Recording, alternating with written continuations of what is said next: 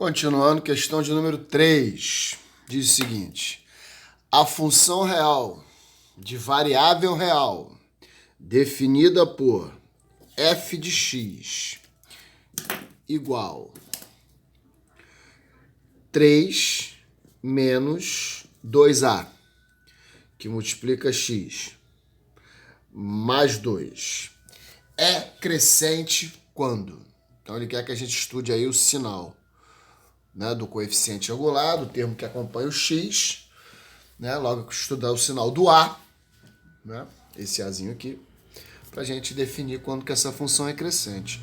Como eu falei para os senhores na questão de número 1, esse cara que acompanha o x, né, se ele for positivo, a função cresce. Se ele for negativo, a função decresce. E se ele for zero, ou seja, se zerar isso aqui, por exemplo, se fosse f de x igual a 2, a função seria constante. Ok? Então, como eu quero que seja crescente, 3 menos 2a precisa ser maior que zero. Ele precisa ser positivo. Resolvendo aí na equação do primeiro grau, menos 2a maior do que menos 3. Passei o 3 para cá com o sinal trocado. Primeiro membro ficou negativo. Toda vez que o primeiro membro fica negativo numa equação, a gente multiplica por menos 1. Então vai ficar como?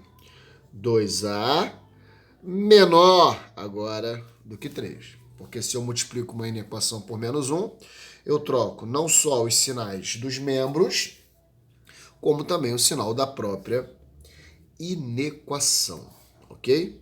Resumo da ópera aqui, então, A é menor do que 3 meios. Ou seja, se A for menor do que 3 meios, essa função cresce.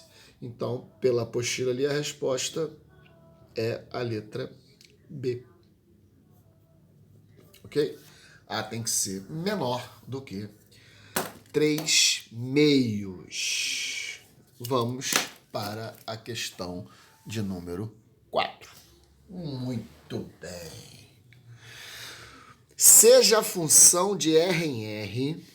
Então é isso aqui, ó. Ele estava falando isso aqui, ó. Função de R em R, né?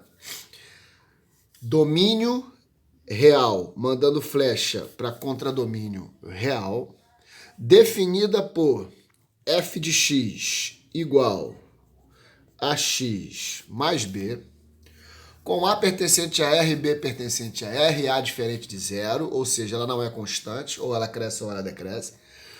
Se os pontos menos 1 e 3 e 2 e menos 1, se esses pontos pertencem ao gráfico de f, que obviamente é uma reta, então f de x maior ou igual a zero se e somente se. Então eu quero saber quando que f de x é maior ou igual a zero. Uma coisa que a gente chama de estudo do sinal da função. Bom, primeiramente vamos definir a função, né? Então um exercício a princípio semelhante ao número 2, porque eu conheço 2 pontos e sempre que eu conheço um ponto que seja, o par ordenado é sempre x, y, mas eu conheço 2 pontos, então eu tenho 2 pares ordenados x, y. Logo, faremos a substituição, né? Porque sabemos que f de x é o próprio y. Muito bem. Então, 3 é igual a A vezes x mais B. E menos 1 é igual a A vezes x mais B. Né? Então, 3, que é o y, é igual a vezes x, que é menos 1, mais b. Menos 1, que é o y, é igual a vezes 2, que é o x, mais b. Novamente, eu vou dar uma mudada nessa feição, ela fica mais característica para a resolução de sistemas. Vamos lá. Vai ficar assim, ó, menos A, menos 1 vezes A, mais B igual a 3 e 2A mais B igual a menos 1. Menos A mais B igual a 3, 2A mais B igual a menos 1. Ficamos assim agora. Eu posso multiplicar novamente a primeira por 2, ou por menos 1. Vou multiplicar por 2. Multiplicando a primeira por 2, fica como? Menos 2A, menos A vezes 2, mais 2B, B vezes 2, igual a 6. Então, agora eu tenho esse sistema. E vou aplicar, de novo, o método da soma. Porque, sendo assim, quando eu somar aqui, zero. Então, 3B igual, B mais 2B, né? Menos 1 mais 6, 5, né? 6 menos 1. Então, 3B igual a 5, logo, B igual a 5 terços. O 3 que estávamos explicando passou dividindo. Escolhe qualquer uma, substitui o B, por exemplo, a primeira, para achar o A. Então, menos A mais B, 5 terços, igual a 3. Né? Então, menos A é igual a 3 menos 5 terços. Peguei os 5 terços e passei para cá com o sinal trocado. Então, menos 5 terços virou...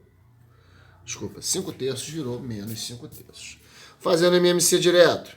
3 vezes 3, 9. 9 menos 5, 4. Então, 4 terços, né? 3 vezes 3, 9. 9 menos 5, 4. Se menos A é igual a 4 terços, multiplicando por menos 1, A é igual a menos 4 terços, né? Então, temos um A negativo, temos um B positivo. A minha função, de fato, ela é f de x igual a menos 4 terços x mais B. Definimos a função. Ótimo, excelente. Agora, vamos fazer, então, o estudo do sinal dessa função. Muito bem. Para fazer o estudo do sinal dessa função, eu vou sugerir que a gente faça o gráfico dela. Para fazer o gráfico dessa função, eu preciso saber onde ela corta x. Ela vai cortar x quando y for zero. Ou seja, quando f de x for zero.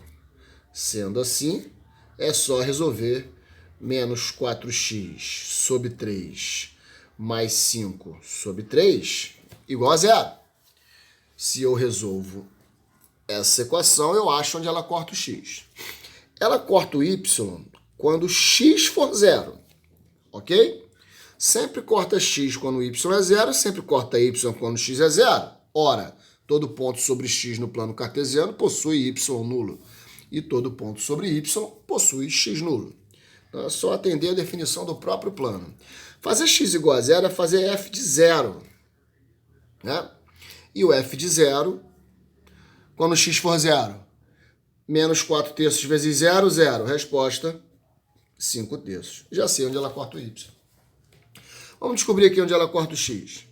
Então eu tenho assim, ó, menos 4x, está aqui na linha de cima, menos 4x sobre 3 é igual a menos 5 sobre 3. Não é isso? Menos 4x sobre 3 é igual a menos 5 sobre 3, passou para lá com o sinal trocado. Então, menos, menos já vai virar mais aqui. 3, 3. Ora, então, o x aqui passa a ser 5 quartos, né? E ficou tudo positivo porque estavam os dois negativos. Então, corta o y nesse cara e corta o x nesse cara. Fazendo um esboço grosseiro aqui desse gráfico. Eu tenho x e tenho y. Então, 5 quartos, né, é 1,25, tá ok? 5 quartos é 1,25. Vamos considerar aqui os 5 quartos. 5 terços.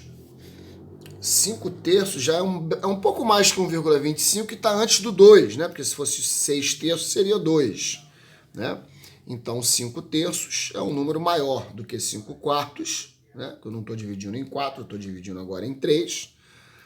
Mas ele também é menor do que o 2. Sei lá, então vamos colocar aqui assim.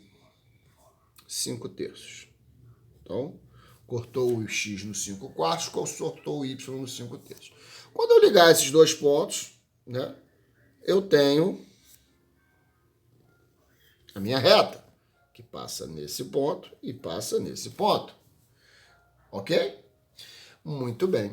Ela é decrescente, porque o a é negativo, né? Ela corta o y sempre no termo independente. E aí, falando de sinal, a gente vai pensar assim, ó. Se eu pegar um cara maior do que 5 quartos, será que a imagem dele é positiva ou negativa? Será que para esse cara aqui, f de x é maior do que 0 ou é menor do que 0? Bom, eu sei que se eu pegar esse cara aqui, ele é exatamente igual a 0, né? Até porque é a raiz, né? Veio da própria definição. Ó. Se eu igualei a 0 e veio esse cara, porque se eu boto esse cara, vai dar 0. E aí eu vou pegar um cara aqui na frente dele. Onde que eu acho o gráfico da função? Para cima ou para baixo? Bom, para cima eu não vou encontrar nunca, né? Porque ela está decrescendo. Então aqui embaixo eu acho. Ah, então a imagem desse cara tá aqui. Se aqui é o 0, ele é positivo ou negativo? Negativo. E se eu pegar um outro cara aqui? Mais negativo ainda. Mais negativo ainda. Se eu pegar, quanto mais eu for pegando caras para frente aqui, mais para baixo eu vou estar mandando flechas, né? Eu vou estar escolhendo, né, flechando a galera do contradomínio. Então, mais para baixo vai estar a minha imagem. Ou seja, menor vai ser a minha imagem. Então, se eu pegar qualquer cara daqui para frente, a imagem é sempre negativa. Se eu pegar a própria raiz, obviamente a minha imagem é 0. E se eu pegar uns caras aqui para trás, aqui, aqui, aqui, eu vou estar encontrando, ó, cada vez o gráfico mais acima de 0 ainda. Mais positivo ainda. Ou seja, para valores menores do que a raiz aqui, menores do que 5 quartos, ela é sempre positiva. Para valores maiores do que 5 quartos, ela é sempre negativa. E se eu pegar exatamente os 5 quartos, ela é nula. Então, quando que f de x é realmente maior ou igual a 0? Quando x estiver do 5 quartos para trás. Ou seja, se x menor ou igual a 5 quartos, então f de x vai ser sempre maior ou igual a 0. Portanto, x menor ou igual a 5 quartos, resposta letra B. Ok, senhores? Muito bem.